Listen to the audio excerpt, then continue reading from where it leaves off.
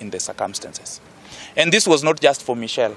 Michelle is not here. The sentence will not bring Michelle back. But one thing we believe is that the sentence has spoken life in the millions of Kenyan children. Yes. It has spoken life, and many of those Kenyan children, they will stand proud knowing that if the family fails them, the government will not fail them. Yes.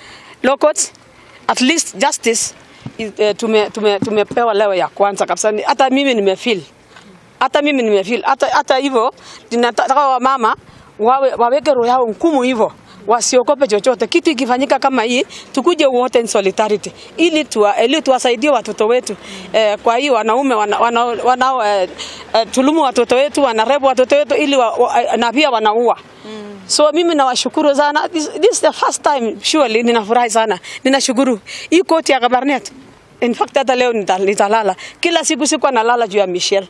And at least leo nitalala maana hata Mungu amesikia kilio ya Michelle.